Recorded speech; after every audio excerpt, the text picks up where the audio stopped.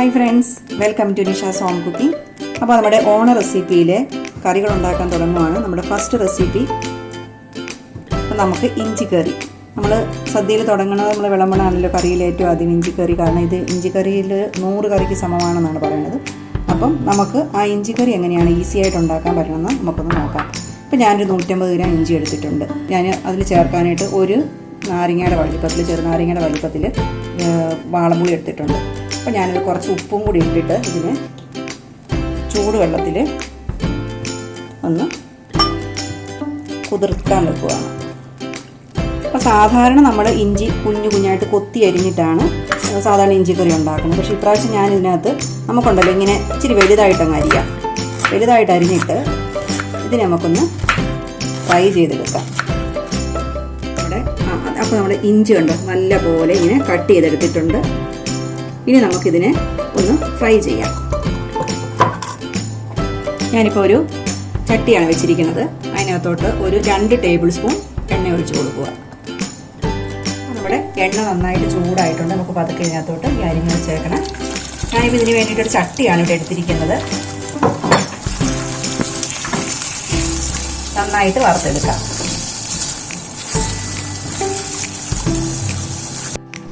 നമ്മുടെ ഇഞ്ചിയൊക്കെ ഇപ്പോൾ നല്ലതായിട്ട് വറന്ന് വന്നിട്ടുണ്ട്. കണ്ടോ, എണ്ണയിൽ ആ ഒരു പത ഉണ്ടായിരുന്നല്ലോ, അതൊക്കെ ഇപ്പോൾ നന്നായിട്ട് പോയിട്ടുണ്ട്. അതിൻ്റെ അകത്ത് നമുക്ക് അത് നന്നായിട്ട് വറന്നിട്ടുണ്ടെന്നാണ്.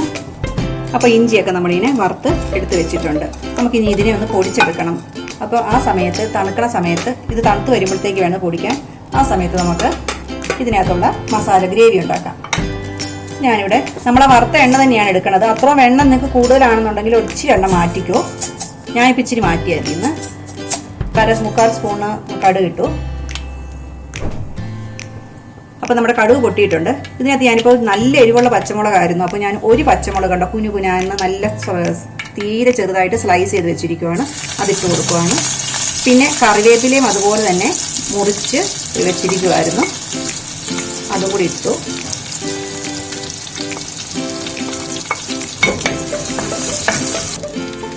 അപ്പോൾ പച്ചമുളകും കറിവേപ്പിലയൊക്കെ പച്ചമുളകിൻ്റെ പച്ചപ്പൊക്കെ മാറി കണ്ടോ ഫ്രൈ ആയിട്ടുണ്ട്. ആ സമയത്ത് നമുക്ക് ഞാൻ ഈ നമ്മുടെ കൊല്ലമുളക് ഇട്ടുന്നു, ഡ്രൈ ചില്ലി ഇടുന്നുണ്ട്.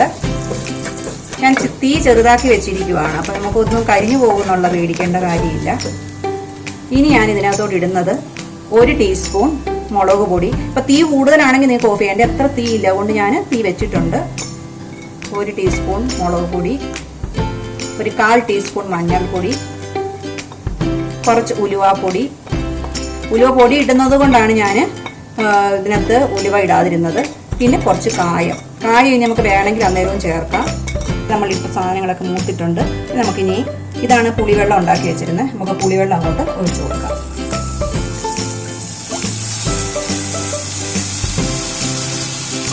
ഇഞ്ചി കറി എന്ന് പറഞ്ഞാൽ നല്ല പുളി, മധുരം, എരിവ് ഒക്കെ കൂടി സമമായിട്ട് വന്ന ഒരു കറിയാണ്. നമ്മൾ ഒത്തിരി കഴിക്കത്തില്ലല്ലോ, അച്ചാറ് പോലെ തോന്നിയാണല്ലോ കഴിക്കുന്നത്. അപ്പോൾ ഇതിന് നന്നായിട്ട് തിളക്കാം. ഇപ്പം നമ്മുടെ വറുത്ത് വെച്ചിരിക്കുന്ന ഇഞ്ചി തണുത്തെടുത്തിട്ടുണ്ട്. ഇനിയിപ്പോൾ ഭയങ്കരമായിട്ടും പൊടിക്കരുത്, ജസ്റ്റ് ഒരു പ്രാവശ്യം ഒന്ന് കറക്കിയിട്ട് കൊണ്ടുവരാം. അപ്പം നമ്മുടെ ഉണ്ടോ, ഇത് ഒത്തിരി അങ്ങ് പൗഡർ പോലെ പൊടിക്കരുത്. ജസ്റ്റ് നമുക്ക് കടിക്കാൻ ചെറിയ കടി കിട്ടത്തക്ക രീതിയിൽ വേണം നമുക്ക് ഒന്ന് കറക്കിയെടുത്ത്. അപ്പം ഞാനിനി തിളച്ചുകൊണ്ടിരിക്കുന്ന നമ്മുടെ ഇതിനകത്തോട്ട് ഈ പൊടിച്ചു കൊണ്ടുവന്നിരിക്കുന്ന ഇഞ്ചിയും കൂടി ഇട്ട് കൊടുക്കുകയാണ്. അപ്പോൾ നന്നായിട്ട് തിക്ക. ഇനി നമുക്ക് ഇതിനകത്തോട്ട് ഇച്ചിരി ശർക്കര. ഇതിപ്പോൾ ഞാനിത് ഓർഗാനിക് ശർക്കരയാണ്, ഇത് നല്ല പൊടിയായിട്ടുള്ളതാണ് കിട്ടിയിരിക്കുന്നത്. ഇപ്പോൾ ഇതിനകത്ത് ഓർഗാനിക് ശർക്കരയ്ക്കകത്ത് ഒരിക്കലും ഞാൻ പല പ്രാവശ്യം ടെസ്റ്റ് ചെയ്തിട്ടുണ്ട്, അതിന് വേസ്റ്റ് ഒന്നും ഉണ്ടാവാറില്ല. അപ്പോൾ എനിക്കിതിന് തിളപ്പിച്ച് ഇങ്ങനെ ആറ്റി പാനിയായിട്ട് എടുക്കേണ്ട ആവശ്യമൊന്നുമില്ല. ഞാൻ ഇങ്ങനെ തന്നെ ഇത് ഇതിനകത്തോട്ട് ഇട്ട് കൊടുക്കുകയാണ്. അപ്പോൾ നമ്മുടെ ഇഞ്ചി കറി ഓൾമോസ്റ്റ് റെഡി ആയിക്കൊണ്ടിരിക്കുകയാണ്. പിന്നെ ഇത് ഉണ്ടാക്കിക്കൊണ്ടിരിക്കുമ്പോൾ ഉണ്ടല്ലോ നമുക്കത് നീട്ടവും അതൊക്കെ കറക്റ്റ് അല്ലെങ്കിൽ ഇച്ചിരി കൂടെ ഒഴിച്ചൊക്കെ കൊടുക്കാം. അപ്പോൾ ഞാൻ ഇത്തിരിയും കൂടി വെള്ളം ഒഴിച്ചു. കാരണം നമ്മളിപ്പോൾ ചട്ടിയിലാണല്ലോ, ചട്ടിയിൽ നിന്ന് അത് ഇച്ചിരി അങ്ങ് പറ്റിപ്പോകും. പിന്നെ ഈ പുളിയിഞ്ചിയൊക്കെ ഉണ്ടാക്കുമ്പോൾ നമ്മൾ തോണത്തിന് തലേദിവസം അല്ലെങ്കിൽ ഫംഗ്ഷന് തലേദിവസം ഒന്നും ഉണ്ടാക്കേണ്ട കാര്യമൊന്നുമില്ല. നമുക്ക് നേരത്തെ ഉണ്ടാക്കി വെക്കാം. ഒരാഴ്ചയൊക്കെ മുമ്പ് ഉണ്ടാക്കി വെക്കുവാണെങ്കിൽ നമുക്ക് അന്നേരം പണിയൊക്കെ കുറഞ്ഞു കിട്ടും. നമുക്ക് ഇത് നല്ലപോലെ അവിടെ നമുക്ക് സൂക്ഷിച്ച് വെക്കാമല്ലോ, ഫ്രിഡ്ജിലോ അല്ലെങ്കിൽ പുറത്തായാലും 2 ദിവസം ഇരിക്കും. ഫ്രിഡ്ജിലാണെങ്കിലൊക്കെ നമുക്ക് 1 മാസം വരെയൊക്കെ പോകാവുന്ന സാധനമാണ്.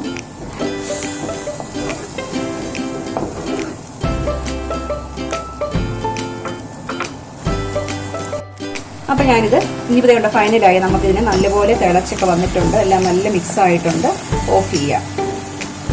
അപ്പോൾ നമ്മുടെ ഇഞ്ചിപ്പുളി റെഡി ആയിട്ടുണ്ട്. നല്ല ടേസ്റ്റാണ് കേട്ടോ. അപ്പോൾ നിങ്ങളെല്ലാവരും ട്രൈ ചെയ്ത് നോക്കുക. Thanks for watching. പുതിയൊരു വീഡിയോ ആയിട്ട് കാണുന്നത് വരെ എല്ലാവർക്കും ബൈ.